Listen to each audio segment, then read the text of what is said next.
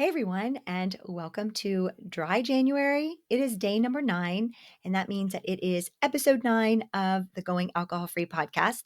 Hi, I'm Lise. I'm your host, and I'm really glad that you're here. Thank you for being here, as a matter of fact. I really do appreciate it because I know you have lots of options for podcast. So thanks for being here. You guys, we're going to talk about habit switching today.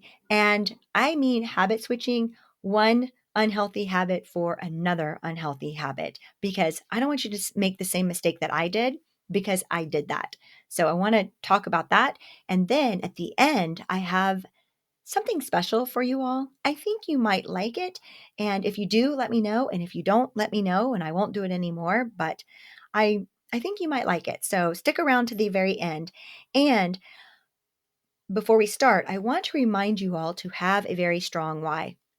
Because if you don't, we talked about this in episode 1, having a deep why. If you don't, you're not going to complete the challenge. And I really want for you all to see the benefits of going alcohol free for 31 days. Not only physical changes and physical benefits, but also emotional benefits and your emotional well being, your happiness. I think that you all are just going to be so surprised by what you are seeing and feeling at the end of 31 days. But if you don't have a strong why, you're going to quit the challenge. And I don't want that for you. I want you to see what is possible for you at the end of 31 days. So stick with it. I know you can do it. You can. And speaking of deep why, I am in need of a deep why for the next 3 days, because I am challenging myself to a water fast. It is something that is being sponsored by Hay House, by one of their authors, I think. So Hay House is a publishing company of mostly spiritual books, and it was started by Louise Hay, who is one of my favorite teachers, spiritual teachers. Anyway, back to this dry fast. I'm going to keep you guys up to date as to how it's going. I am about 13 hours into this 72-hour water fast. If I said dry fast, I meant water fast.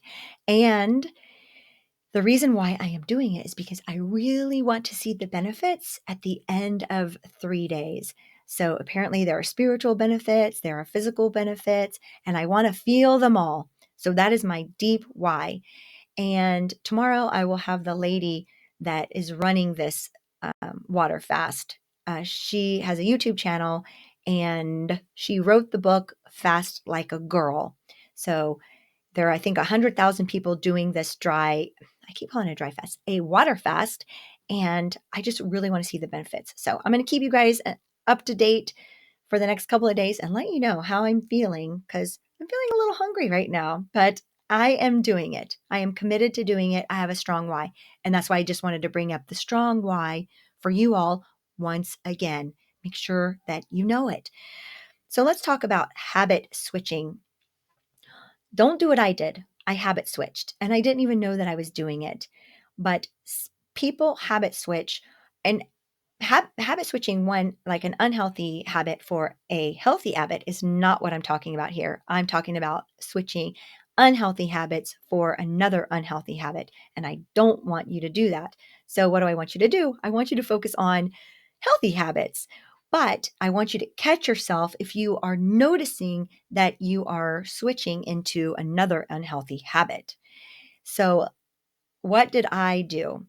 Well, let's talk about what kind of unhealthy habits I'm talking about here. I'm talking about, you know, we are dopamine seekers, so we are always searching out dopamine to help to make us feel better, right? I mean, that's just part of the human experience. And so, ways that people do that is through gambling, drinking alcohol, drugs, sex, social media, TV, food, etc. So I'm sure there's more, but those are the things that I can think of. So what I don't want us to do is to switch over into food. So eating, like emotional eating, or eating more food than we need, or going into caffeine, energy drinks, or coffee drinks, or going into sugar. So I caught myself going into uh, caffeine. And so when I stopped drinking, I started drinking Diet Cokes, which I had actually stopped drinking about 6 or 7 years ago. I stopped drinking caffeine. I'm sorry, sodas. Okay, I stopped drinking Diet Coke in particular was my main go-to. And once I stopped drinking alcohol, it was the 4th of July, and I said, "You know what? I'm gonna get some diet." I picked up Diet Pepsi at the store, and all of a sudden, I was on this Diet Pepsi thing, whereas before I was all about Diet Coke. But now I think it's because it's a little bit sweeter, and as I get older, ladies, maybe you can relate to this, but I want more sweets, especially around 4 o'clock in the afternoon. Well, I started drinking more and more caffeine, like 6 Diet Pepsis a day, and, like, having all of that caffeine, what I noticed, and here I'm getting a little personal here, but I think it's important for you guys to know, but I started to, because 'cause I'm 50, so a few years ago, I started, perimenopause, and so I was noticing, like, these hot flashes, and they were, like I was like, "What is going on here? This is crazy." And at that time, I didn't think about caffeine, like, impacting hormones or anything like that. I wasn't even on the top of my mind. However, one of my dogs died. Okay, and there's a point to this. And he died very quickly, and he was here, and then 3 days later, he wasn't. And, it was, I was so shook by that. I was like, "How could he be here and be fine, and then 3 days later, he was gone?" And, maybe maybe you've experienced that with somebody who was in an accident or a pet or something, and it just kinda shook me to my core. I was like, "Wow, he got sick that fast and he died." And the next day after he died, I gave up caffeine because I knew that my caffeine habit, remember, I'd already given up alcohol, like, a year earlier, and I was just like, "You know what? I" As a matter of fact, it was almost a year, exactly a year earlier, and I knew that my caffeine habit had escalated, and I was like, "You know what? I'd given it up before, I'll give it up now." I switched everything to decaf coffee, and I haven't drank a soda since that day, um, with caffeine in it at all. I haven't even drank a decaffeinated soda because I know, like, all the chemicals and everything that are in them. I just know how they impact our bodies. But I just gave it up. And what I noticed is that my hot flashes disappeared. My hot flashes went away. And so if you are drinking a lot of caffeine as well as drinking alcohol, consider maybe cutting back on the caffeine as well. And also, caffeine, it also, there's some cortisol, so it increases cortisol, the stress hormone, and what does the stress hormone do? Cortisol, it helps with us putting on more belly fat, and so I did notice a decrease in belly fat as well. So I habit switched into caffeine, but I quit, okay?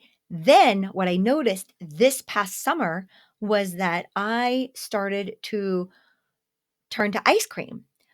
And again, this wasn't emotional eating per se. I just noticed that it was hot, it was the summer, and Cold Stone, if you guys are familiar with Cold Stone, it's an ice cream place that puts the ice cream onto a cold stone and then mixes in the toppings with it. And it's like an experience. So my boyfriend and I, we were going and getting ice cream, and it was like this fun little experience where we would go in the afternoon and go get ice cream. Well, I noticed that we were going frequently and I was enjoying it. And I started to see that it was becoming a little bit of a habit where we were in the afternoon, let's go get some ice cream. And it kind of snuck up on me. And I noticed the weight gain, I noticed the belly fat, I noticed some breakouts in my face.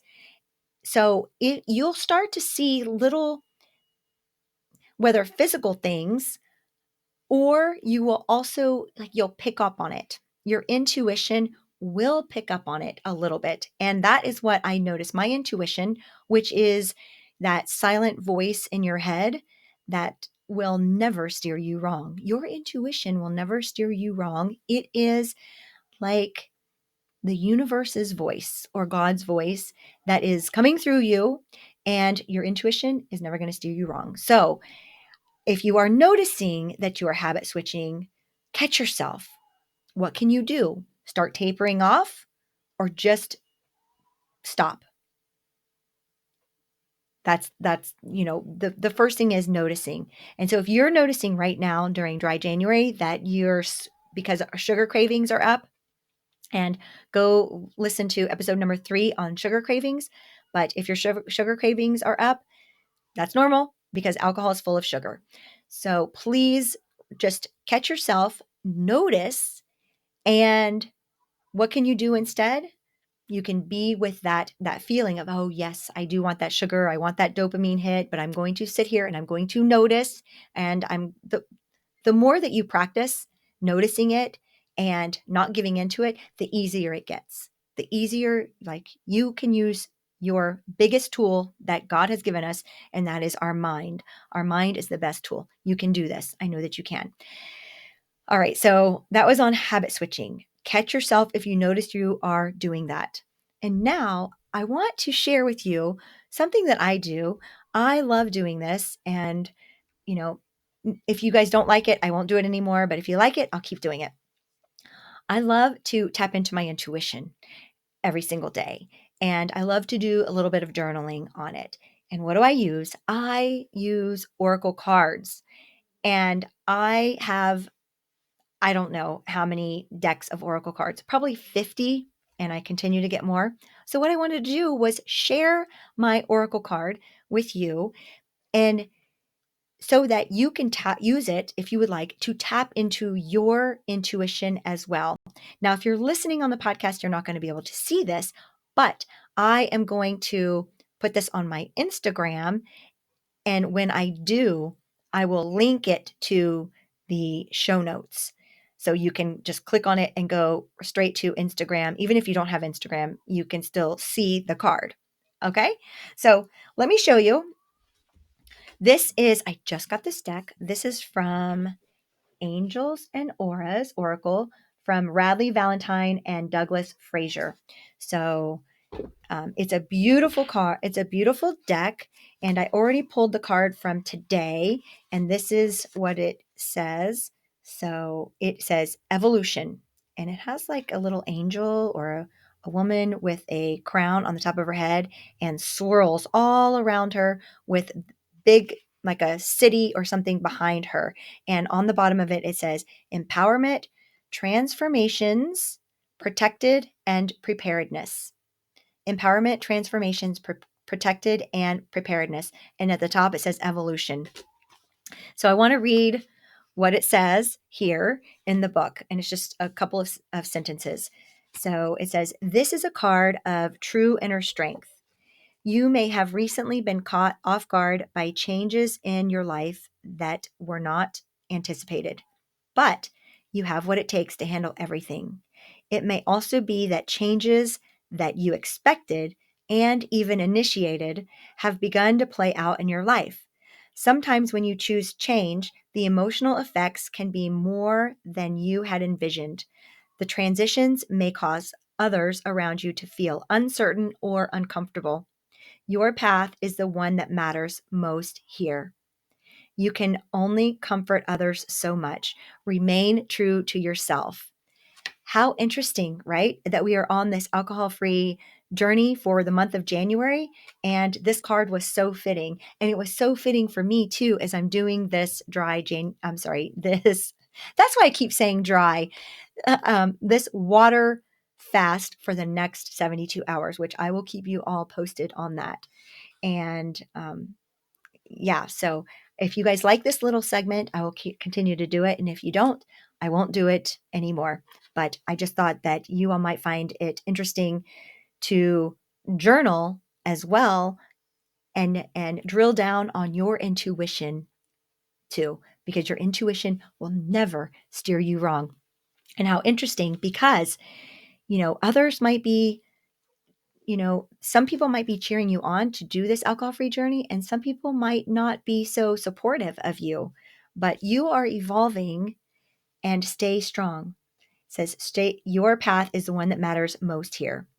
So remain true to yourself. So let's remember those words today. Remain true to yourself.